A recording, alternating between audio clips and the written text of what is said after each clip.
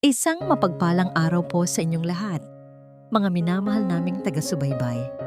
Muli, narito ang inyong lingkod, handang magbahagi ng isang kwentong susubok sa tibay ng ating mga puso at sa ating pananaw tungkol sa pamilya at pagmamahal. Sabi nila, ang bawat sakripisyo ng isang taong nagtatrabaho sa malayo ay tanda ng wagas na pag-aalaga. Ngunit paano kung ang pag-ibig na ipinapadala mo sa bawat kahon at sa bawat padala ay tinatapon lamang pala sa wala? Halina't pakinggan natin ang pagsisimula ng paglalakbay ni Sinagtala. Parang musika sa pandinig ni Sinagtala o tala sa mga nagmamahal sa kanya. Ang anunsyo ng paglapag ng eroplano sa Ninoy Aquino International Airport. Pagkatapos ng halos 2 taon na pagtitiis sa Singapore, sa wakas, mayayakap na niyang muli ang 2 pinakamahalagang tao sa buhay niya, ang kanyang inang si Gunita at ang kanyang asawang si Liro. Habang hinihila ang kanyang mabigat na maleta na puno ng pasalubong, naamoy niya ang pamilyar na halimuyak ng hangin sa Maynila. Magkahalong init at polusyon, ngunit para sa kanya, ito ang amoy ng isang tahanan. Hindi niya sinabi kahit kanino ang biglaan niyang pag-uwi. Gusto niya silang sorpresahin. Naisip niya ang magiging reaksyon ng kanyang ina, ang mga luhang may halong galak. Naisip niya ang mahigpit na yakap ni Liro, ang yakap na matagal na niyang pinanabikan. Sa loob ng taxi, hindi mapakali ang kanyang puso. Ang bawat pamilyar na kanto ng baryo, masikap ay nagpapabilis ng tibok nito. Ito na. Ilang hakbang na lang. Dahan-dahan niyang binuksan ang gate upang hindi makalikha ng ingay. Gamit ang sariling susi, pinihit niya ang siradura ng kanilang pintuan. Isang masayang tawanan ang sumalubong sa kanya. Galing ito sa direksyon ng kanilang hapagkainan. Napangiti si Tala. Mukhang nagkakasayahan ang pamilya. Dahan-dahan siyang naglakad. Iniiwan ang mga maleta sa may pinto. Handa nang isigaw ang kanyang sorpresa. Ngunit natigilan siya sa kanyang nakita. Ang kanyang nangiti ay unti-unting naglaho, napalitan ng pagkalito. At pagkatapos, ng isang malamig na kirot na gumapang sa buong katawan niya. Sa kanilang hapagkainan, isang piging ang nakahanda. Mayroong malutong na lechon kawali, isang malaking bandehado ng hipon na naliligo sa butter at bawang, at ang paborito nilang kare-kare na may makapal na sarsa. Naroon ang kanyang biyanang si Dayang, tumatawa ng malakas habang sinusubuan ang kanyang anak na si Marikit. Naroon si Liro, ang kanyang asawa, na may ngiti sa labi habang nagbubukas ng isang bote ng mamahaling alak. Ang alak na ipinadala niya noong Pasko.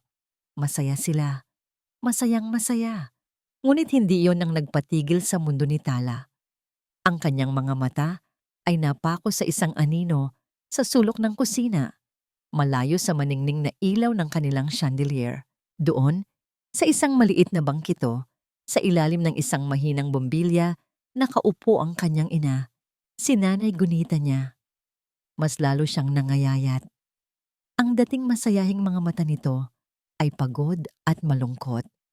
At sa kanyang harapan, sa ibabaw ng isang lumang mesa, ay isang maliit na mangkok.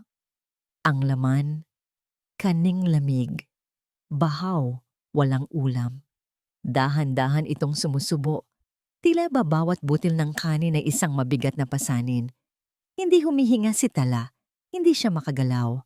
Ang masayang tawanan mula sa hapagkainan ay tila isang ingay na mula sa ibang mundo. Ang lahat ng pagod niya sa Singapore, ang bawat oras ng overtime, ang bawat patak ng pawis at luha ng pangungulila, lahat ay bumalik sa kanya sa isang iglap. Para saan? Para dito? Nanginig ang kanyang mga kamay. Isang nagbabagang galit ang unti-unting umakyat mula sa kanyang sikmura patungo sa kanyang lalamunan. Ang unang nakapansin sa kanya ay si Marikit. Nanlaki ang mga mata nito at natigil sa pagnguya. Ate Tala? Ang tawanan ay namatay. Para bang may isang anghel na dumaan at pinatahimik ang lahat. Lumingon si Dayang at ang kanyang nangiti ay naglaho, napalitan ng pagkairita. At si Liro, ang kanyang asawa ay natulala. Hawak pa rin ang bote ng alak. Mahal, anong ginagawa mo rito? Hindi sila sinagot ni Tala. Ang kanyang mga mata ay nanatiling nakatuon sa kanyang ina, na ngayon ay nakatingin na rin sa kanya. May gulat at takot sa mga mata. Sa isang mabagal at sinadyang kilos, lumakad si Tala. Nilagpasan niya ang hapagkainan. Nilagpasan niya ang kanyang naguguluhang asawa. Dumiretso siya sa kanyang ina. Walang salitang namutawi sa kanyang bibig. Magalang ngunit may bigat niyang kinuha ang mangkok ng kaning lamig mula sa nanginginig na kamay ni Nanay Gunita. Pagkatapos, lumingon siya. Naglakad siya pabalik sa hapagkainan sa gitna ng katahimikan na halos nakakabingi. Bawat hakbang niya ay may diin. Bawat tingin niya ay may kahulugan. At sa gitna ng kanilang piging, sa tabi ng gininto ang lechon kawali at ng mapupulang hipon, marahan niyang inilapag ang maliit na mangkok ng bahaw. Ang tunog ng paglapat ng porselana sa kahoy na mesa ay umalingaw-ngaw sa buong silid. Itinuon niya ang kanyang malamig na mga mata sa kanyang biyenan, kay Dayang. Sa unang pagkakataon, mula nang siya ay dumating, nagsalita si Tala. Ang kanyang boses ay kalmado, ngunit may talim na kayang humiwa ng bakal. "Inay," sabi niya, "ito po ba ang pagsalubong ng pamilyang ito sa isang ina?" Ang katahimikan na bumalot sa hapagkainan ay mas mabigat pa kaysa sa amoy ng lechon na unti-unting lumalamig. Nakatayo si Tala, matatag na parang isang estatwa, habang ang mga mata ng lahat ay nakatuon sa mangkok ng kaning lamig na para bang ito ay isang bombang anumang oras ay sasabog. Ang unang bumasag sa katahimikan ay si Dayang. Sa isang iglap, ang pagkairita sa mukha nito ay napalitan ng isang nasasaktang ekspresyon. Hinawakan niya ang kanyang dibdib na para bang sinaksak ng tanong ni Tala. "Diyos ko, Tala, anak." Nagsimula si Dayang, ang kanyang boses ay biglang naging malumanay at puno ng pag-aalala. "Anong klaseng tanong yan?" "Siyempre hindi. Ilang beses ko nang sinabihan ng nanay mo na sumabay sa amin, pero siya itong mapilit. Alam mo naman ang nanay mo? Simple lang. Ayaw daw niya ng mga pagkain natin, mas gusto niya raw yung ganito." Ang bawat salita ay isang perpektong pag-arte. Puno ng pag-unawa, puno ng pasensya. Ngunit para kay Tala, ang mga salitang iyon ay parang lason na tumatagos sa kanyang pandinig. Tumingin siya sa kanyang ina na ngayon ay nakayuko, hindi makatingin sa kanya. Tila ba sinasangayunan ang kasinungalingan sa pamamagitan ng kanyang pananahimik. "Really, ate? You're making a scene," sabat ni Marikit. Habang nagpupunas ng bibig gamit ang isang table napkin, tinaasan siya nito ng kilay. "Kakarating mo lang, ganyan agad ang bungad mo. Sinisira mo ang dinner natin." Ngunit hindi pinansin ni Tala ang hipag. Ang kanyang mga mata ay nanatiling nakatutok kay Dayang. Kaya pala ang kanin niya ay bahaw? Dahil mas gusto niya? "Liro, anak." Malambing na utos ni Dayang sa kanyang anak. Hindi sinasagot ang tanong ni Tala. "Pakiusapan mo ang asawa mo. Pagod lang siguro yan sa biyahe." Doon lamang kumilos si Liro. Lumapit ito kay Tala at marahang hinawakan ang kanyang braso. "Mahal, tama na yan. Halika, mag-usap tayo sa kwarto. Pagod ka lang." Ang paghawak ni Liro ay walang init, walang kapanatagan. Para itong paghawak ng isang taong gustong tumakas sa gulo, hindi ng isang asawang handang dumamay. Mariing binawi ni Tala ang kanyang braso mula sa pagkakahawak nito. "Mamaya na tayo mag-usap," malamig niyang sabi. Lumakad siya patungo sa kanyang ina at marahang hinawakan ang balikat nito. "Nanay, tayo na po. Magpahinga na kayo sa kwarto ninyo." Nanginginig na tumayo si Aling Gunita. Hindi pa rin ito nagsasalita, ngunit sa pagdaan niya sa tabi ni Dayang, nakita ni Tala ang bahagyang panginginig ng kanyang ina. isang panginginig na dulot ng takot. Nang maihatid niya ang ina sa maliit nitong silid, doon lamang niya nakita ang kabuuan ng kalagayan nito. Ang kwarto ay masikip at kulob, malayo sa maaliwalas na master's bedroom na kinalalagyan nila ni Liro. Pinasadahan niya ng tingin ang paligid. Ang mga gamit ay luma na. "Nay, magsalita po kayo," pakiusap ni Tala habang pinauupo ang ina sa gilid ng kama. "Totoo po ba ang sinabi nila na kayo ang may ayaw?"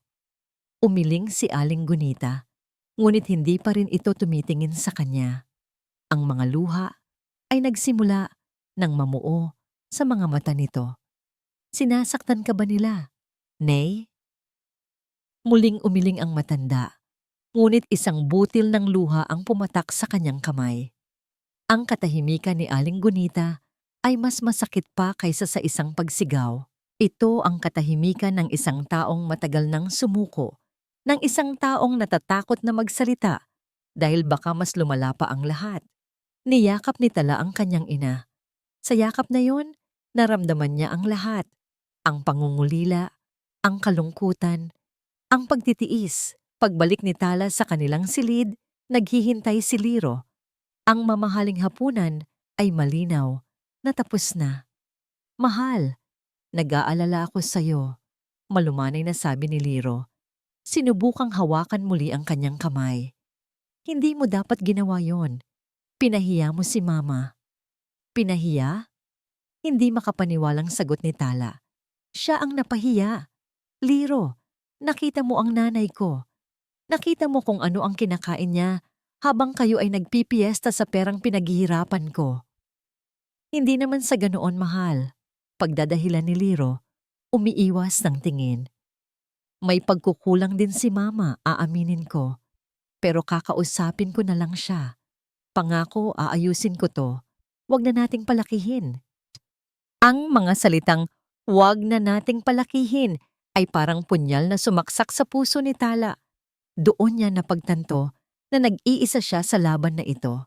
Ang asawa niya, ang dapat niyang kakampi, ay mas pinipiling panatilihin ang isang pekeng kapayapaan kaysa ipaglaban kung ano ang tama. Gusto niyang sumigaw. Gusto niyang isumbat ang lahat. Ngunit pinili niyang manahimik. Ang galit niya ay napalitan ng isang nakakabinging pagkadismaya. Tinalikuran niya si Liro at humiga sa kama. Yakap-yakap ang unan. Hindi na siya muling nagsalita. Kinagabihan, hindi makatulog si Tala. Ang isip niya ay puno ng mga tanong at pagdududa. Bandang hating gabi, narinig niyang bumangon si Liro. Akala niya ay pupunta ito sa banyo. Ngunit narinig niya ang mahinang pagbukas ng pinto ng kanilang balkonahe. Sinundan niya ito ng tingin. Nakita niya ang anino ni Liro sa labas. May hawak na telepono. Dahan-dahan siyang bumangon, lumapit sa may pinto para makinig. Mahina ang boses ni Liro, puno ng pag-aalala. Hindi pa ngayon ang tamang panahon para sabihin sa kanya." Sagot nito sa kausap. "Oo, nandito na siya." Biglaan. May sinabi ang tao sa kabilang linya. "Bigyan mo pa ako ng oras," pakiusap ni Liro. Ang boses ay halos isang bulong. Babalik din naman siya sa Singapore. Pero ngayon, naguguluhan ako. Umuwi na siya. Mas naging komplikado ang lahat. Kinabukasan, isang pekeng kapayapaan ang bumalot sa bahay. Naghanda si Dayang ng masaganang almusal at pinilit pa nitong paupuin si Aling Gunita sa kabisera. Ngunit para kay Tala, ang bawat ngiti at bawat alok ng pagkain ay parang isang palabas na may nakatagong lason. Ang usapan sa telepono ni Liro kagabi ay patuloy na umuulit sa kanyang isipan. Isang palaisipan na hindi niya mabuo. Sa harap ng almusal, ibinagsak ni Tala ang balita. "Hindi mo na ako babalik sa Singapore," anunsyo niya habang nagsasali ng kape. "Nag-file ako ng 1 buwang leave. Dito muna ako para makasama si nanay." Nabulunan si Marikit sa kanyang sinangag. Si Dayang ay natigilan sa pag-abot ng pandesal. Si Liro naman ay napaangat ng tingin mula sa kanyang cellphone, hindi maitago ang gulat. Isang buwan? Halos sabay na sabi ni Dayang at Marikit. Bakit, may problema ba? Tanong ni Tala. May bahid ng hamon sa kanyang boses. Naku! Wala naman, anak. Mabilis na sagot ni Dayang. Pilit nang ngumingiti. Nagulat lang kami. Pero syempre masaya kami. Mas matagal mo kaming makakasama. Ang nangiti nito ay hindi umabot sa kanyang mga mata. Halata ang pagkadismaya sa mukha nilang mag-ina, isang reaksyon na mas nagpatibay sa desisyon ni Tala. Kailangan niyang malaman kung ano talaga ang nangyayari sa bahay na ito. Lumipas ang ilang araw na puno ng pilit na pakikisama. Ngunit sa likod ng mga ngiti, naramdaman ni Tala ang pagbabago. Si Liro ay naging mas malambing, palaging nakabuntot sa kanya, ngunit palagi ring may kaba sa mga mata. Isang hapon, habang nag-aayos si Tala ng kanyang mga gamit, pumasok si Liro sa kanilang silid. May dalang isang makapal na folder. Mahal, pwede ba tayong mag-usap? Malambing niyang sabi. Umupo sa tabi niya sa kama. Tungkol saan? Tanong ni Tala. Hindi inaalis ang tingin sa mga damit na kanyang tinutupi. May maganda akong naisip na negosyo? Simula ni Liro. Inilabas ang mga papeles mula sa folder. Isang restaurant. Maliit lang naman sa simula. Nakita ko na nga ang pwesto. Perfect ang location. Ang kailangan na lang natin ay puhunan. Ipinakita ni Liro ang mga papeles. Puro ito mga drawing at mga numero na mukhang ginawa ng minadali. Walang malinaw na business plan, walang projection. Magkano ang kailangan mo? Diretsong tanong ni Tala. Hindi naman kalakihan, mahal. Sabi ni Liro, umiiwas ng tingin. Huminga ito ng malalim. Mga 2 milyon. Nabitawan ni Tala ang damit na hawak niya. 2 milyon. Halos kalahati ng ipon niya sa loob ng 2 taon. Tumingin siya kay Liro. Sinusuri ang bawat ekspresyon nito. Saan mo naman gagamitin ang ganoong kalaking pera? Sa renta ng pwesto, renovation, mga gamit sa kusina, sahod ng mga empleyado sa unang 3 buwan. Sunod-sunod na paliwanag ni Liro, ngunit ang kanyang mga salita ay tila isinaulo lamang. Liro, gusto kong makita ang isang detalyadong business plan, ang financial projection for the next 3 years, ang breakdown ng lahat ng gastusin. Hindi ako maglalabas ng ganyang kalaking pera para lang sa isang drawing. Ang malambing na mukha ni Liro ay biglang nag-iba, nawala ang ngiti na palitan ng inis. Ano ka ba, Tala? Hindi ka ba nagtitiwala sa akin? Asawa mo ako. Hindi ba sapat na yon? Hindi ito tungkol sa tiwala, Liro. Tungkol ito sa pagiging praktikal. Matigas na sagot ni Tala. Pera ko yan.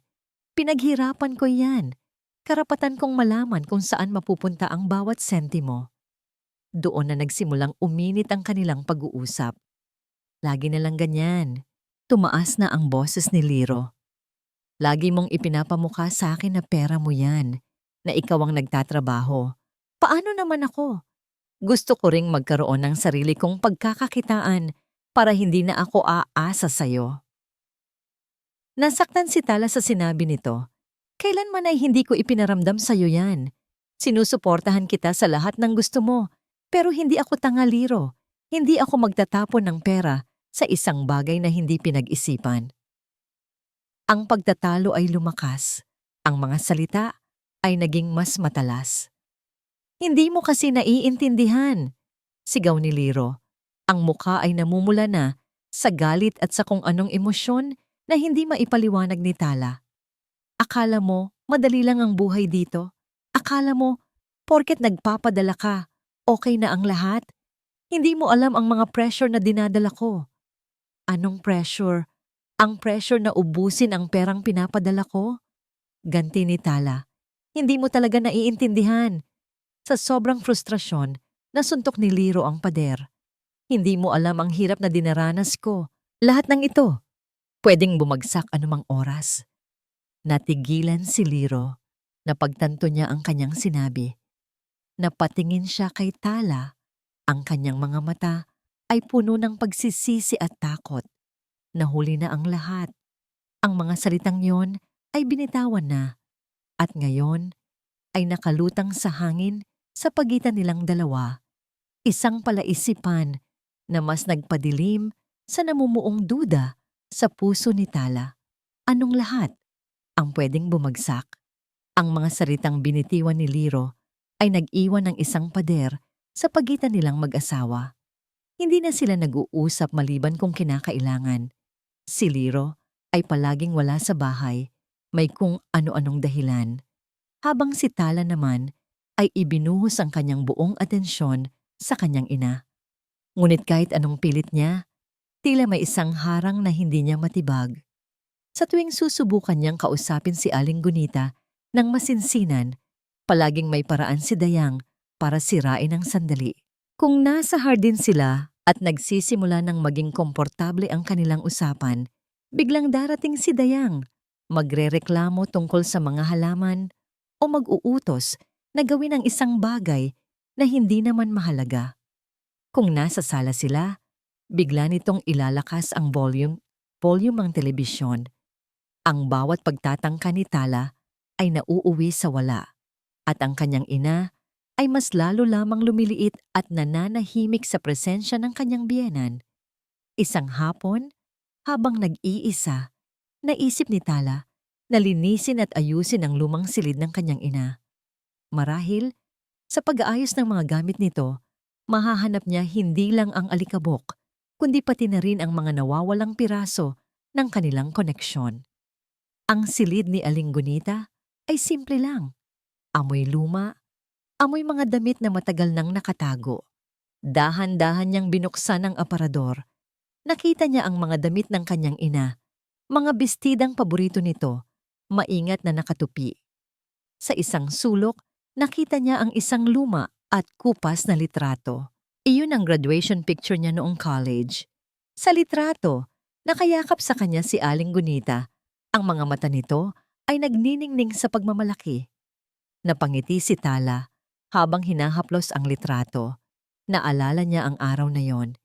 Ipinagbili ng kanyang ina ang nag-iisang alahas nito, isang maliit na gintong kwintas, para lang maibilhan siya ng bagong sapatos para sa kanyang graduation march. Ang lahat ng sakripisyo ng kanyang ina ay bumalik sa kanyang alaala at kasabay nito ang isang matinding kirot sa kanyang dibdib. Paano niya nagawang pabayaan ang inang nagbigay sa kanya ng lahat? Sa ilalim ng kama, nakita niya ang isang lumang baul na gawa sa kahoy. Ito ang baul ng mga alaala ng kanyang ina. Dahan-dahan niya itong binuksan. Sa loob, naroon ang mga lumang report card niya, mga drawing niya noong elementary, at ang isang manikang sira-sira na ang buhok na paborito niya noong bata pa siya. Ang bawat bagay ay isang piraso ng kanyang kahapon, isang testamento sa pagmamahal ng kanyang ina. Nang halos maubos na niya ang laman ng baul, may napansin siyang isang tumpok ng mga papel sa pinakailalim. Nakatali ito ng isang lastiko, mukhang mga lumang sulat. Inangat niya ito. Inaasahang makikita ang mga sulat ng kanyang ama noong nabubuhay pa ito. Ngunit hindi iyon. Ang mga papel ay sulat kamay ng kanyang ina. Ang mga letra ay pamilyar, ngunit ang iba ay tila nanginginig. Binuksan niya ang unang papel. Anak kong Tala, kumusta ka na riyan? Sana ay nasa mabuti kang kalagayan. Huwag mo sanang pababayaan ang iyong kalusugan. Dito, ayos lang naman ako. Napansin ni Tala na maraming mga bura at mga salitang pinalitan. Ito ay isang draft, isang burador. Kinuha niya ang isa pa. Mahal kong sinagtala, alam mo ba? Namimiss na kita ng sobra. Minsan, sa gabi, tinitingnan ko ang mga bituin at iniisip ko kung pareho kaya tayong nakatingin sa iisang langit. Huwag kang mag-alala sa akin dito. Kahit minsan ay nalulungkot ako. May mga patak ng tuyong likido sa papel. Alam ni Tala na iyon ay mga luha. Bakit nagsusulat ng draft ang kanyang ina? Bakit hindi niya ito ipinadala? Binuklat niya ang iba pa. Ang bawat isa ay may parehong mensahe ng pangungulila at pag-aalala. Ngunit habang tumatagal, nag-iiba ang tono ng mga sulat. Anak, natanggap mo ba ang huli kong sulat? Halos 1 buwan na, pero wala pa akong natatanggap na sagot mula sa'yo. Baka naman masyado kang abala sa trabaho. At ang isa pa, tala anak, galit ka ba sa akin? May nagawa ba akong mali? Bakit hindi ka na sumasagot sa mga tawag ko? Bakit hindi ka na nagsusulat? Miss na kita. Naramdaman ni Tala ang panlalamig ng kanyang buong katawan. Anong mga sulat? Anong mga tawag? Ang huling natatandaan niyang sulat mula sa ina ay noong nakaraang taon pa. At sa tuwing tumatawag siya, laging si Dayang o si Liro ang nakakasagot at sinasabing nagpapahinga ang kanyang ina. Kinuha niya ang pinakahuling papel sa tumpok. Ang sulat kamay dito ay mas nanginginig kaysa sa iba. Ito ang pinakamasakit sa lahat. Anak, kahit isang sulat mo lang, sapat na para gumaan ang loob ko. Nakalimutan mo na ba si nanay? Ang mga salita sa huling burador ay parang mga nagbabagang bakal na bumaon sa puso ni Tala. Nakalimutan mo na ba si nanay? Ang tanong ay umaling-awngaw sa kanyang isipan. Paulit-ulit, bawat ulit ay mas masakit. Hindi. Paano niya makakalimutan ang babaeng bumuhay sa kanya? Nanginig ang kanyang mga kamay habang hawak ang mga papel. Isang malamig na hinala ang nagsimulang mabuo sa kanyang isipan.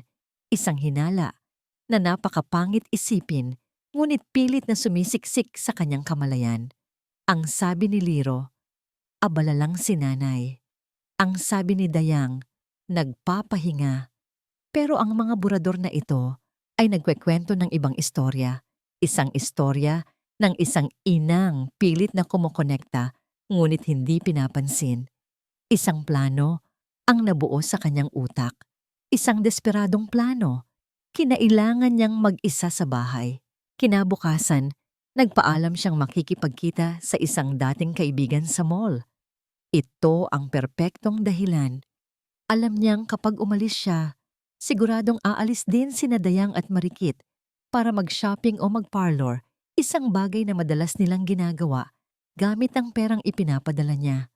Si Liro naman ay maaga pa lang ay umalis na, may meeting daw na importante.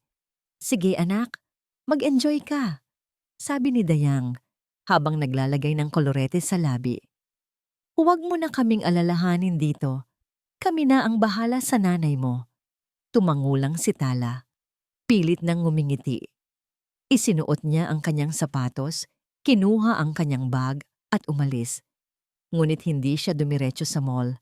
Nagtago siya sa isang tindahan sa kanto. Naghihintay. At gaya ng inaasahan niya, wala pang 10 minuto, lumabas na rin ng bahay sina Dayang at Marikit, sakay ng kotse na binili niya para sa kanila. Mabilis na bumalik si Tala sa bahay. Ang bawat hakbang niya ay may bigat. Ang bawat tibok ng kanyang puso ay isang babala. Tumingin muna siya sa silid ng ina. Nakita niya itong natutulog. Ang pagod ay bakas na bakas sa mukha nito. Isinara niya ng marahan ang pinto. Ngayon, oras na. Sinimulan niya ang kanyang paghahanap sa sala. Tiningnan niya ang bawat drawer, ang ilalim ng bawat palamuti. Wala.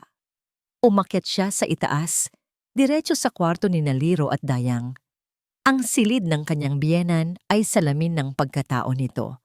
Magulong ngunit puno ng mga mamahaling bagay, mga bag, sapatos, alahas na karamihan ay bigay niya. Una niyang tiningnan ang mga cabinet sa tabi ng kama. Mga resibo lang at mga lumang magazine ang laman. Tiningnan niya ang ilalim ng kama, alikabok lang. Nagsimula na siyang kabahan. Paano kung nagkakamali lang siya? Paano kung paranoid lang siya? Paano kung ang mga burador ay burador lang talaga? Ngunit ang imahe ng kanyang ina na kumakain ng kaning lamig ay bumalik sa kanyang isipan. Hindi. May mali. Alam niya yon. Binuksan niya ang malaking aparador ni Dayang. Amoy pabango at mothballs. Sa isang tabi, nakatumpok ang mga damit na hindi na ginagamit. Habang hinahawi niya ang mga ito, may isang bagay na sumagi sa kanyang kamay. Isang kahon. Hindi ito isang magandang kahon.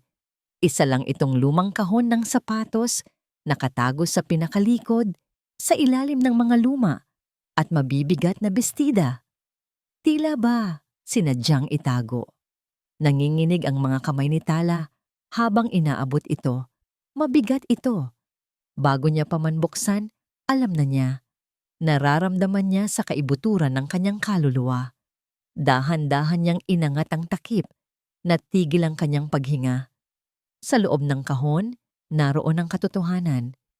Isang tumpok ng mga sulat, hindi burador. Mga totoong sulat na nakasobre pa, may selyo, at naka-address sa kanya sa Singapore. Nakita niya ang pamilyar na sulat kamay ng kanyang ina sa bawat isa. Bukod sa mga sulat, may mga maliliit na bagay din. Isang panyong may burda ng kanyang pangalan, isang rosaryong gawa sa kahoy, isang maliit na keychain, mga bagay na alam niyang ginawa ng kanyang ina nang may pagmamahal. Hindi pa nabubuksan ang mga sulat. Sariwa pa. At sa ibabaw ng lahat, may isang maliit na post-it note na nakadikit sa takip ng kahon. Sulat kamay ni Dayang. 2 salita lang ang nakasulat. Itapon mamaya. Ang 2 salitang yon ay parang isang kidlat na tumama sa kanya. Isang kidlat na sumunog sa lahat ng natitira niyang pag-aalinlangan, sa lahat ng natitira niyang respeto. Ang hangin ay tila naubos sa silid. Ang kanyang mga luha, na kanina pa niya pinipigilan, ay biglang bumuhos na parang isang sirang dam. Hawak-hawak ang kahon ng katotohanan, napaluhod si Tala sa sahig. Ang kanyang mga hikbi ay walang tunog, ngunit puno ng sakit, puno ng galit, puno ng isang pangakong hindi na niya hahayaang may manakit pa sa kanyang ina. Hindi na. Hindi alam ni Tala kung gaano siya katagal na nakaluhod sa sahig ng silid ni Dayang. Yakap-yakap ang kahon na para bang ito ang pinakamahalagang bagay sa mundo. Ang bawat sulat, ang bawat maliit na regalo, ay isang saksak sa kanyang puso. Ang sakit ay napalitan ng isang malinaw at matalas na galit. Tapos na ang pagiging mabait. Tapos na ang pag-unawa. Dala-dala ang kahon, naglakad siya palabas ng silid. Hindi na siya nag-abalang ibalik sa ayos ang mga damit na nagulo niya. Hinayaan niya itong nakabalandra, isang tahimik na testimonya ng kanyang pagtuklas. Pumasok siya sa silid ng kanyang ina.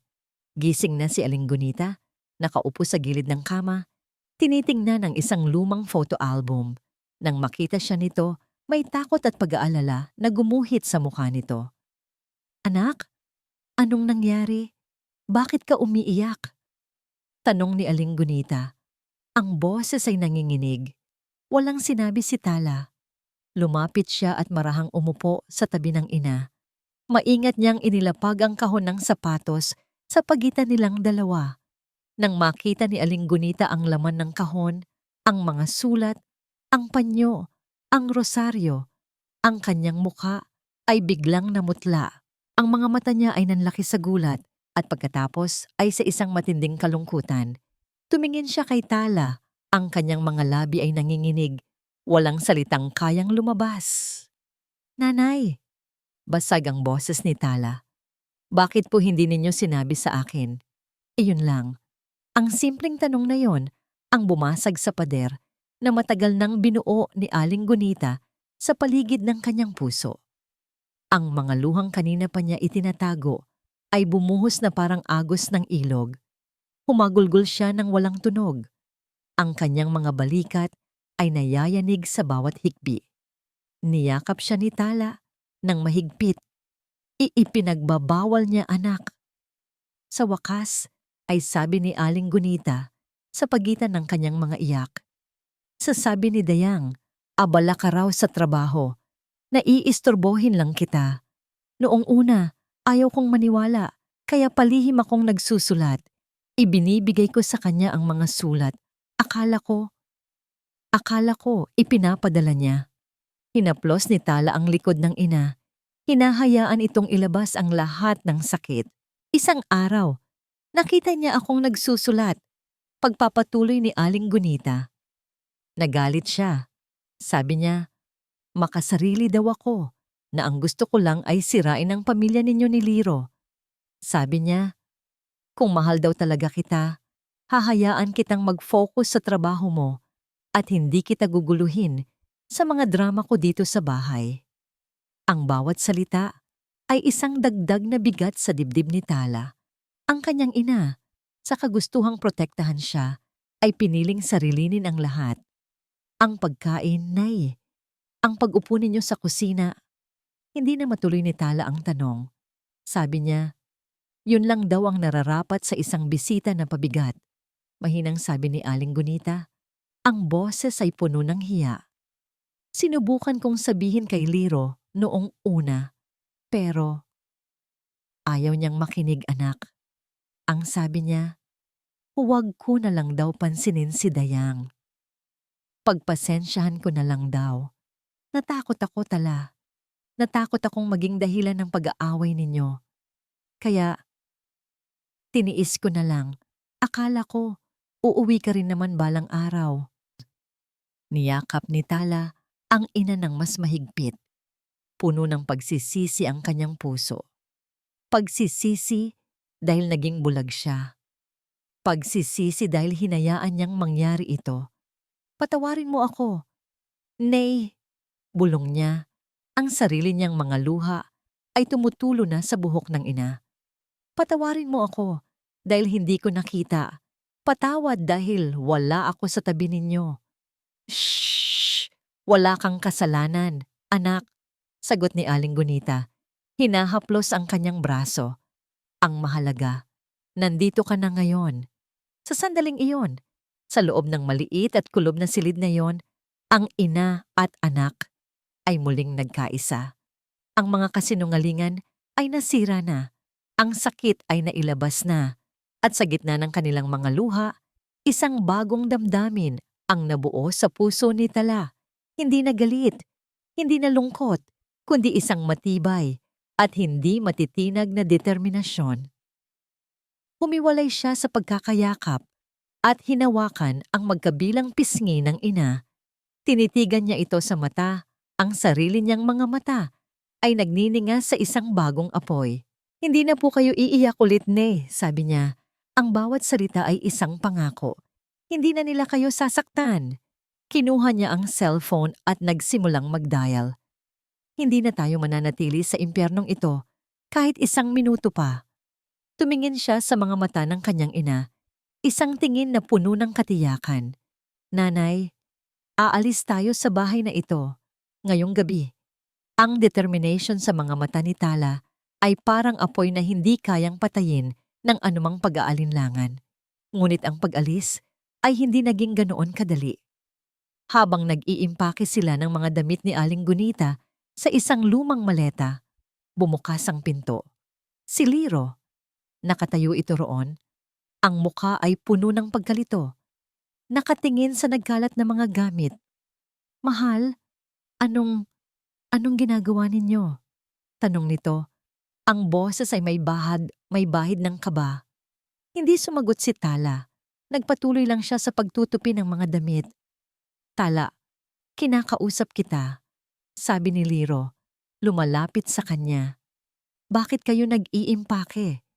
Doon lamang siya humarap. Walang emosyon ang kanyang mukha, ngunit ang kanyang mga mata ay nagliliyab. Dahan-dahan siyang lumakad patungo sa mesang pinagpatungan niya ng kahon ng sapatos. Kinuha niya ito at walang seremonyang inihagis sa ibabaw ng kama, sa harap mismo ni Liro. Nangalog ang kahon at kumalat ang laman nito, ang mga sulat, ang panyo, ang rosaryo. Nanlaki ang mga mata ni Liro. Nakilala niya ang mga sulat. Nakita niya ang ebidensya ng isang kasalanang matagal na niyang alam, ngunit pinili niyang huwag pansinin. Ano to, Liro? Tanong ni Tala. Ang boses ay malamig at mapanuri. Alam mo ba to? Hindi makasagot si Liro. Ang kanyang tingin ay nagpapalipat-lipat mula sa mga sulat kay Tala. at sa ina nitong tahimik na nakaupo sa sulok. Ang kanyang pananahimik ay isang malinaw na pag-amin. Alam mo, bulong ni Tala, puno ng pait. Hindi iyon tanong, kundi isang konklusyon. Alam mo, pero wala kang ginawa. Mahal, pakinggan mo muna ako. Di nagsimulang magpaliwanag si Liro, ang boses ay puno ng desperasyon. Hindi ganoon kasimple.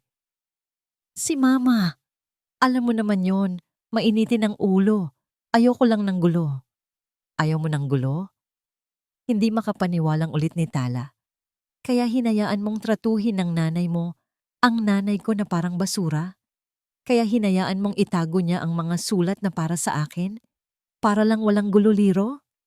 Hindi ko naman alam na ganun kalala. Depensa ni Liro, tumataas na ang boses. Akala ko simpleng hindi lang sila magkasundo. Hindi ko alam, yung tungkol sa mga sulat, maniwala ka. Sinungaling! Sigaw ni Tala. Ang lahat ng galit na kanyang kinimkim ay sumabog na. Huwag mo akong gawing tanga. Nakatira kayo sa iisang bubong. Imposibleng hindi mo napansin ang lahat. Ang totoo, duwag ka. Takot ka sa nanay mo. Ang salitang duwag ay tumama kay Liro. Nasaktan ng kanyang ego. Ang desperasyon sa mukha niya ay napalitan ng galit. Ako pa ang duwag ngayon? Ganti niya. Ginagawa ko ang lahat para mapanatiling buo ang pamilyang to. Habang ikaw kakarating mo lang, sisirain mo na ang lahat dahil sa isang maliit na hindi pagkakaunawaan. Maliit na hindi pagkakaunawaan? Tumingin si Tala sa kanyang ina, na ngayon ay tahimik na umiiyak. Tingnan mo ang nanay ko, Liro. Tingnan mo kung ano ang ginawa ng maliit na hindi pagkakaunawaan na yan sa kanya. Ngunit si Liro ay nasa depensibong estado na. Sa halip na makita ang sakit, ang nakita niya ay isang atake sa kanyang pamilya, sa kanyang ina. Kasalanan din naman yan ni Tita Gunita. Sigaw ni Liro. Isang bagay na hindi inakala ni Tala na maririnig mula sa kanya. Masyado siyang sensitibo. Lahat na lang dinidibdib. Kung marunong lang siyang makisama, di sana hindi tayo aabot sa ganito. Isang malutong na sampal ang dumapos sa pisngi ni Liro. Gawa ni Tala. Ang sampal ay nagpatahimik sa buong silid. Si Liro ay napahawak sa kanyang pisngi. Ang mga mata ay nanlalaki sa gulat. Si Tala naman ay nanginginig, hindi sa takot, kundi sa matinding galit at pagkadismaya. Sa sandaling iyon, ang lahat ng pagmamahal na natitira sa puso niya para kay Liro ay biglang naglaho, na parang isang kandilang biglang inupuan ng hangin. Ang lalaking kaharap niya ay hindi na ang lalaking pinakasalan niya. Isa na siyang estranghero. Isang duwag na nagtatago sa likod ng palda ng kanyang ina. Dahan-dahan, hinubad ni Tala ang kanyang wedding ring. Ang gintong singsing na dati simbolo ng kanilang pag-ibig at mga pangarap ay tila isa na lang malamig na bakal sa kanyang daliri. Inilapag niya ito sa ibabaw ng komoda. Ang tunog ng pagtama nito sa kahoy ay pinal at malinaw. Ginagawa mo raw ang lahat para sa pamilya. Mapait na sabi ni Tala. Hindi, Liro. Ginagawa mo ang lahat para sa sarili mo. At ang pamilya na sinasabi mo, wala na yon. Tinalikuran niya ito at muling hinarap ang ina. Halika na po, Nay. Ngunit bago pa sila makalabas, nagsalita si Liro. Ang boses ay puno ng isang emosyon na hindi pa naririnig ni Tala dati. Isang halo ng galit at purong takot. Hindi ka pwedeng umalis, sigaw nito. Hindi mo kami pwedeng iwan. Kailangan kita. Kailangan ko. Ng tulong mo. Hindi mo alam kung anong mangyayari kapag umalis ka. Hindi lumingon si Tala. Para sa kanya, tapos na ang usapan. Ang tayo na dati niyang pinanghahawakan ay nabasag na at walang kahit anong pandikit ang makakapagbuo pa ditong muli. Ang desperadong sigaw ni Liro ay nanatiling nakabitin sa hangin, ngunit para kay Tala, isa na lang itong ingay na walang kahulugan. Ang desisyon niya ay buo na parang batong hindi matitinag. Ngunit habang hawak niya ang kamay ng kanyang ina, handa nang humakbang palabas ng pinto, isang ideya ang biglang pumasok sa kanyang isipan. Isang malamig, mapangahas, at mapanganib na ideya. Bakit sila aalis na parang mga pusang binasa ng ulan? Bakit sila tatakas sa dilim na para bang sila ang may kasalanan? Hindi. Dahan-dahan siyang lumingon, hindi para harapin si Liro, kundi para tingnan ang kabuuan ng bahay. Ang bahay na binili niya, ang mga muebles na pinili niya, ang bawat sulok na pinuno ng kanyang mga pangarap. Ito ay sa kanya. At hindi siya aalis nang hindi ipinapamukha sa kanila kung sino ang tunay na may-ari. Hindi pa tayo aalis, Nay. Mahinang bulong ni Tala sa kanyang ina. Sapat lang para marinig nito. Ang boses niya ay kalmado na. Isang nakakakilabot na kalmadong pumalit sa nag-aalab na galit. Pero anak, nag-aalalang sagot ni Aling Gunita. Mamaya po, sabi ni Tala. At sa kanyang mga mata, nakita ni Aling Gunita ang isang plano. Isang plano na parehong nagpatakot at nagbigay lakas sa kanya. Binitawan ni Tala ang kamay ng ina at humarap sa kanyang asawa. Ang kanyang muka ay wala ng bahid ng galit, napalitan ng isang malamig na determinasyon. Hindi kami aalis, hindi pa. Lumakad siya palabas ng silid, iniwan si Liro na tulala. At si Aling Gunita na naguguluhan. Dumiretso siya sa kusina, kinuha ang kanyang wallet at naglakad palabas ng bahay. Pagkalipas ng isang oras, bumalik si Tala. Hindi mag-isa. Dala-dala niya ang maraming supot ng grocery mula sa pinakamahal na supermarket sa lugar.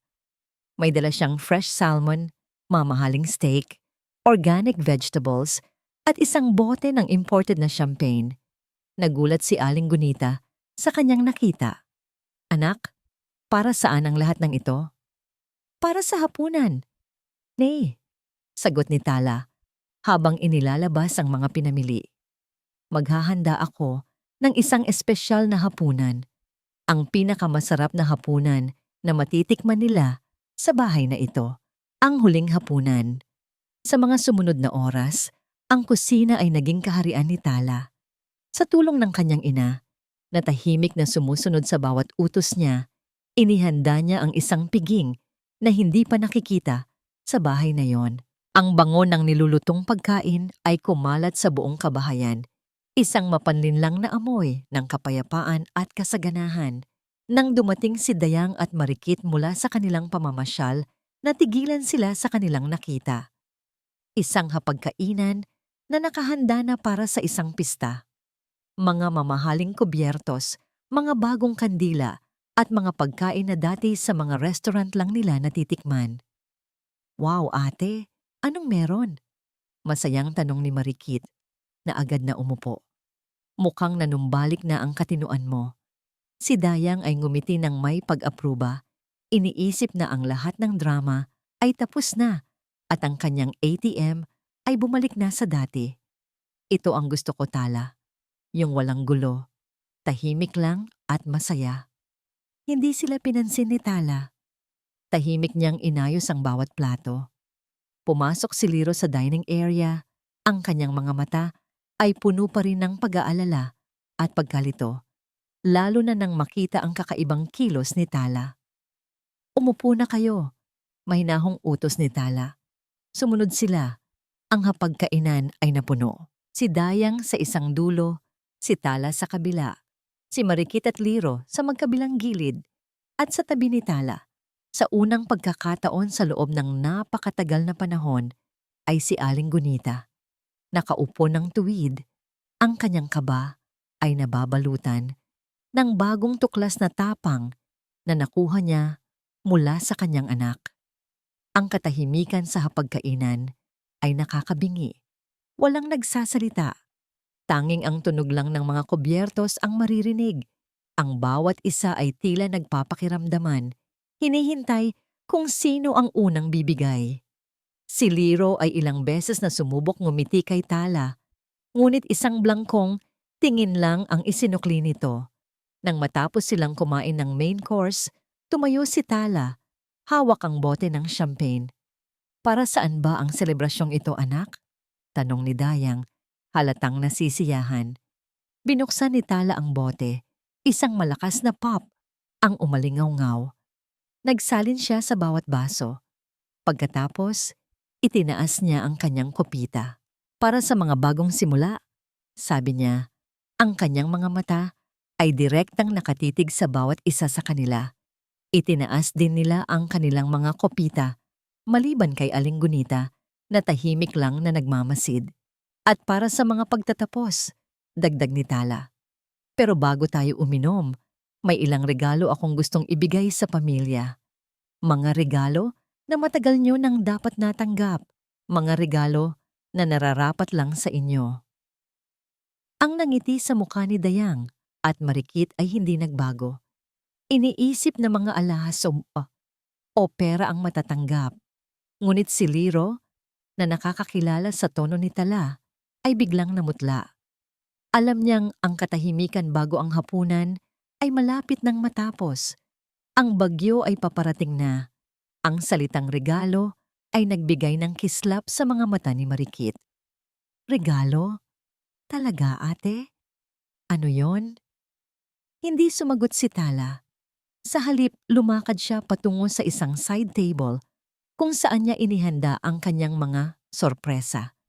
Una niyang kinuha ang isang pamilyar na bagay, ang lumang kahon ng sapatos. Marahan niya itong inilapag sa gitna ng hapagkainan, sa harap mismo ni Dayang. Ang tunog ng paglapat nito sa mesa ay tila isang malakas na kulog sa gitna ng katahimikan.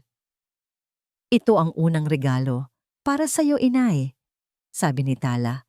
Ang pagtawag niya ng inay ay puno ng sarkasmo. Buksan mo. Nawala ang nangiti sa mukha ni Dayang.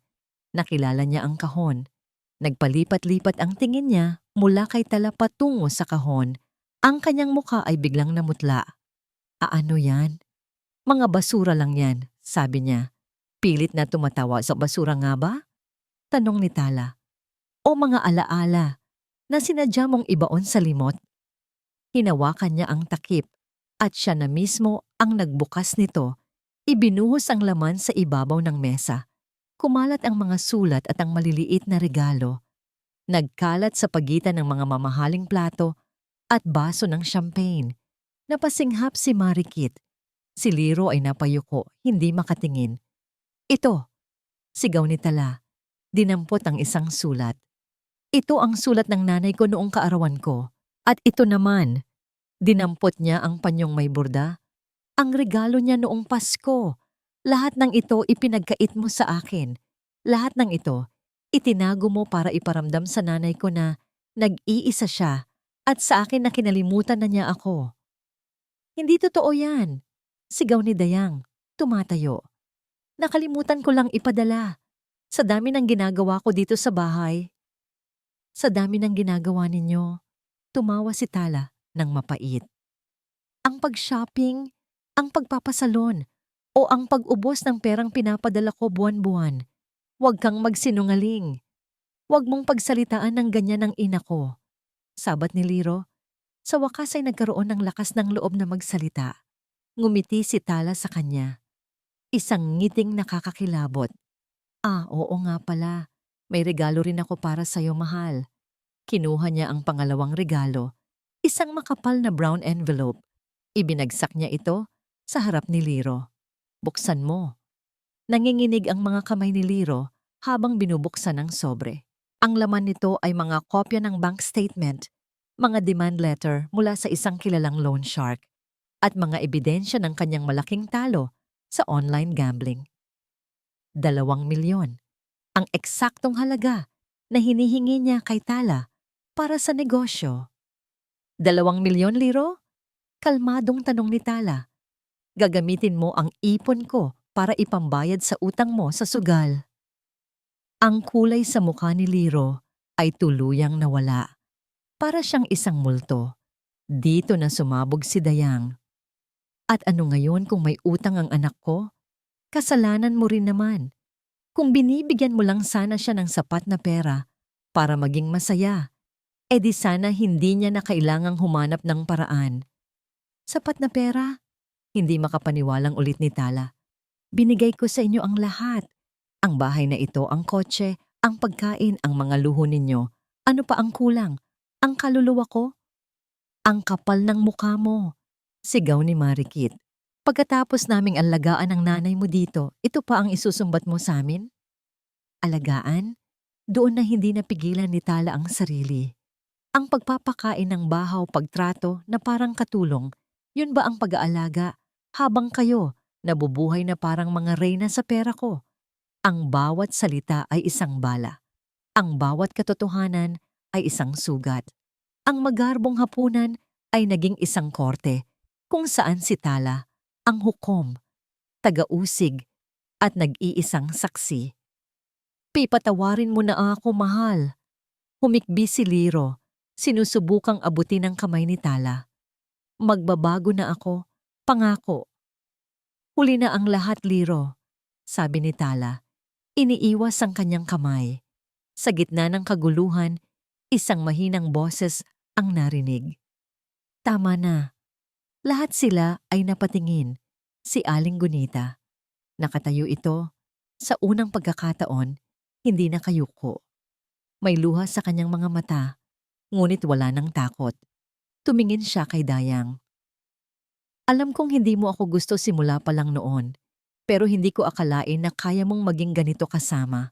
Ang anak ko, nagpakahirap sa ibang bansa para sa inyo. Ito ang igaganti ninyo. Pagkatapos ay tumingin siya kay Liro.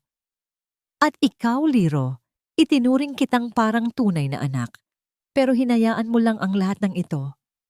Ang mga salita ni Aling Gunita, kahit mahina, ay may bigat na nagpatahimik sa lahat. Tumayo si Tala. Ang kanyang sandali ay dumating na.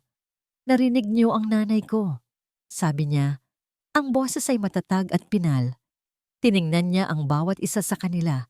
Ang kanyang mga mata ay parang apoy na tumutupok sa lahat ng kasinungalingan. Ang bahay na ito na nakapangalan sa akin. Ang kotse sa garahe na ako ang nagbabayad. Ang lahat ng kasangkapan dito. Ang bank account na pinagkukunan ninyo ng panggastos. Lahat yan galing sa akin. Huminga siya ng malalim. Inihahanda ang kanyang huling salita. At simula ngayong gabi, binabawi ko na ang lahat. Ang mga huling salita ni Tala ay parang isang hatol na yumanig sa buong kabahayan. Walang sino man ang nakapagsalita. Ang pamilya Sandoval ay parang mga estatwang binuhusan ng malamig na tubig. Ang kanilang mga mukha ay puno ng hindi makapaniwalang pagtingin. Hindi na nag-aksaya ng panahon si Tala. Sa gabing iyon din, habang ang pamilya Sandoval ay tulala pa rin sa kanilang kinauupuan, tinawagan niya ang kanyang abogado at ilang security personnel. Sa tulong nila, si Tala at ang kanyang ina ay ligtas na nakaalis sa bahay. Dala lamang ang kanilang mga personal na gamit at ang kahon ng katotohanan. Ang bahay ay agad na isinara at binantayan.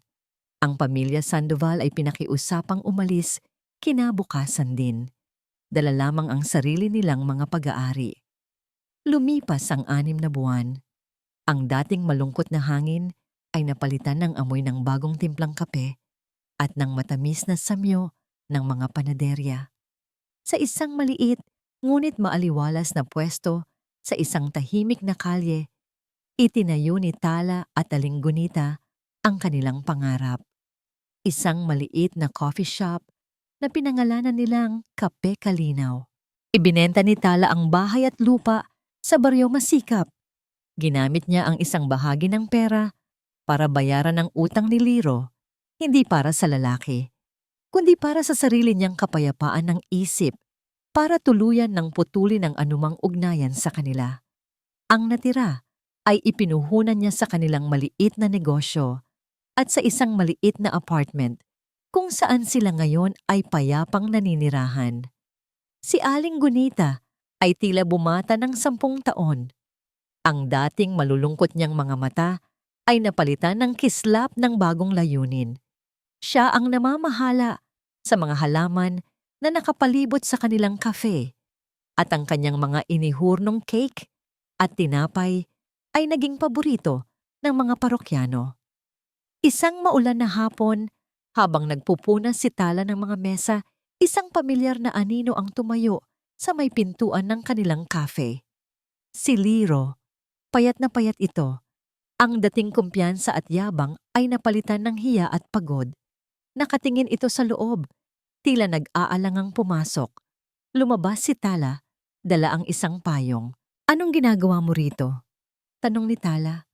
Ang kanyang boses ay kalmado, walang bahid ng galit o pait. "Tala," bulong ni Liro. Gusto ko lang sanang humingi ng tawad sa lahat." Hindi sumagot si Tala, hinayaan niya lang itong magpatuloy. "Nang mawala sa amin ang lahat, tuon ko lang nakita ang katotohanan," sabi ni Liro. Ang boses ay nanginginig. "Si Mama, kinailangan niyang ibenta lahat ng alahas niya. Si Marikit, natutong magtrabaho sa isang convenience store. At ako, nagtatrabaho ako ngayon bilang isang delivery rider." May kirot na gumuhit sa puso ni Tala. Hindi awa, kundi isang uri ng kalungkutan para sa taong dati niyang minahal. "Natuto akong mabuhay sa sarili kong mga paatala. At sa bawat araw na pagod, sa bawat patak ng pawis, doon ko lang naintindihan ang halaga ng bawat sentimong ipinadala mo. Patawarin mo sana ako. Patawarin mo ako dahil naging duwag ako. Dahil mas pinili ko sila kaysa sayo, kaysa sa tama." Tumingin ito sa kanya. Ang mga mata ay puno ng luha at pagsisisi. "Bigyan mo sana ako ng isa pang pagkakataon. Handa akong magsimula ulit." Tumingin si Tala sa malayo, sa mga patak ng ulan. Matagal siyang natahimik. Pagkatapos, muli siyang tumingin kay Liro at sa unang pagkakataon, isang maliit at totoong ngiti ang sumilay sa kanyang mga labi. "Pinapatawad na kita, Liro," sabi niya. "Hindi para sa'yo, kundi para sa akin. Para tuluyan na akong makalaya sa lahat ng sakit." Nakita niya ang pag-asa sa mga mata ni Liro. Pero, dagdag niya, at ang ngiti niya ay nanatili, ngunit naging mas matatag. Ang pagpapatawad ay hindi nangangahulugang pagbabalik. Tapos na tayo. May mga pagkakamali na hindi na kayang itama. At ang sa atin ay isa na roon. Ang pag-asa sa mukha ni Liro ay dahan-dahang naglaho, napalitan ng isang malungkot na pagtanggap. Pumasok si Tala sa loob ng cafe at lumabas na may dalang isang mainit na tasa ng kape. Iniabot niya ito kay Liro. "Ito ang unang tasa ng kape mula sa aming cafe. Uminom ka, magpalakas ka," sabi niya. "Sana mahanap mo rin ang sarili mong landas." Pagkasabi noon, tinalikuran na niya ito at pumasok sa loob. Hindi na niya ito muling nilingon. Iniwan niya si Liro sa labas, mag-isa sa gitna ng ulan. Hawak ang isang tasang kape na simbolo ng isang pagtatapos at ng isang bagong simula para sa kanilang dalawa sa magkahiwalay na landas. Isang taon ang mabilis na lumipas. Ang Kape Kalinaw ay hindi na lang isang simpleng coffee shop. Naging isa na itong munting komunidad, isang lugar kung saan ang mga kapitbahay ay nagkikita-kita para magkwentuhan, kung saan ang mga estudyante ay tahimik na nag-aaral, at kung saan ang sinumang nalulungkot ay maaring makahanap ng isang mainit na tasa ng kape at isang nangiti mula sa mag-inang may-ari nito. Si Tala ay namumulaklak. Ang dating bigat sa kanyang mga balikat ay napalitan ng isang magaan na pakiramdam ng kalayaan. Ang kanyang mga ngiti ay hindi napilit. Ang kanyang mga tawa ay umaalingaw-ngaw na. Sa kanilang munting cafe, hindi na siya ang babaeng nagtatago sa likod ng mga numero at mga proyekto sa Singapore. Isa na siyang negosyante, isang anak, isang babaeng buo ang pagkatao. Isang maaraw na umaga, habang abala si Tala sa pag-aasikaso ng mga customer, tumunog ang telepono ng cafe. "Good morning, Kape Kalinaw," masaya niyang bati. Isang pamilyar na boses ang sumagot mula sa kabilang linya. Ito si David, ang kanyang dating boss sa Singapore. Isang mabuting kaibigan na naging saksi sa kanyang mga paghihirap noon. "Tala, I'm so glad I found you," sabi ni David. I heard you put up your own business. Congratulations! Nagkwentuhan sila. Sinabi ni David na may bagong proyekto ang kanilang kumpanya sa Pilipinas, isang malaking architectural project. At gusto nilang kunin si Tala, hindi bilang empleyado, kundi bilang isang local partner consultant. You're the best project manager I know, Tala, sabi ni David. The project won't be the same without you. What do you say? Pagkatapos ng tawag, napaupo si Tala sa isa sa mga bakanteng upuan. Ang alok ay isang malaking oportunidad, isang pagbabalik sa mundong dati niyang ginagalawan. Ngunit sa pagkakataong ito, iba na ang lahat. Kung tatanggapin niya ito, gagawin niya ito sa sarili niyang mga termino, sa sarili niyang bansa, malapit sa kanyang ina. Tumingin siya sa paligid ng kanyang cafe. Nakita niya ang kanyang ina, si Aling Gunita, na masayang dinidiligan ang mga halaman sa labas. Ang mukha nito ay payapa at masaya. Nakita niya ang mga parokyanong nagtatawanan. Nakita niya ang bunga ng kanyang katapangan. Dito, sa gitna ng amoy ng kape at ng init ng araw, natagpuan niya ang tunay na kahulugan ng tagumpay. Hindi ito nasusukat sa laki ng sahod o sa taas ng posisyon. Nasusukat ito sa kapayapaan ng puso at sa kalayaang maging totoo sa sarili. Tumayo siya at lumabas para samahan ang kanyang ina. Niyakap niya ito mula sa likod. Nagulat si Aling Gunita, ngunit napangiti rin. Anak, anong mayroon? Wala po, ne, sagot ni Tala, habang ipinapatong ang kanyang baba sa balikat ng ina. Masaya lang po ako. Sa sandaling iyon, muling tumunog ang kanyang personal na cellphone. Isang hindi pamilyar na numero. Nag-aalangan pa siyang sagutin ito. Hello? Hi, is this Miss Sinagtala de Leon? Tanong ng isang magalang at malalim na boses ng lalaki. I'm Architect Benitez. I got your number from a friend. I was told you're the owner of this lovely cafe. I was just wondering if the seat by the window is taken. Napalingon si Tala sa bintana ng kanyang cafe. Nakita niya ang isang lalaking nakangiti habang may hawak na telepono. Ang lalaking madalas na umuupo sa sulok na yon para magbasa tuwing hapon. Ngumiti si Tala, isang ngingiting puno ng pag-asa, isang ngiting nagsasabing handa na siyang buksan muli ang kanyang puso. Ngunit sa pagkakataong ito, para sa isang taong kakatok ng maayos sa kanyang pinto, hindi sa isang taong sisirain ito. Humakbang siya pabalik sa loob ng cafe, handang harapin ang isang bagong simula.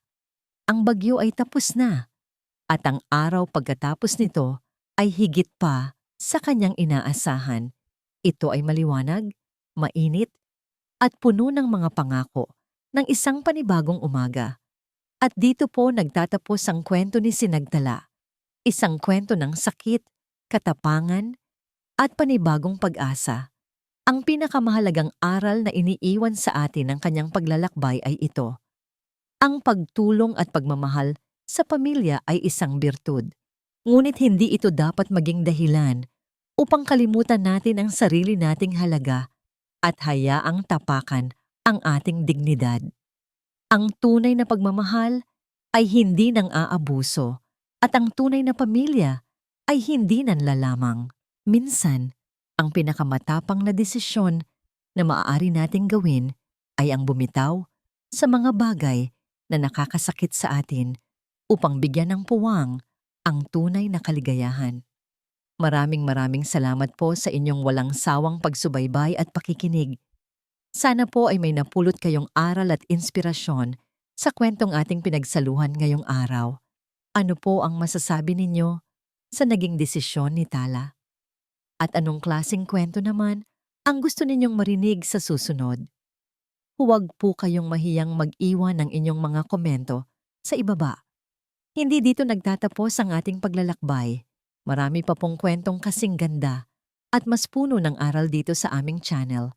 Kung nagustuhan nyo ang kwentong ito, i-like, i-share sa pamilya at mga kaibigan at mag-subscribe na rin para lagi kayong updated sa mga susunod pa naming kwento. I-click nyo ang notification bell para kayo ang unang makarinig kapag may bago kaming upload. Muli, ito po ang inyong lingkod. Nagsasabing ang bawat pagsubok ay isang pagkakataon upang mahanap ang ating tunay na lakas. Pagpalain po kayo ng Panginoon, kayo at ang inyong buong pamilya. Hanggang sa muli.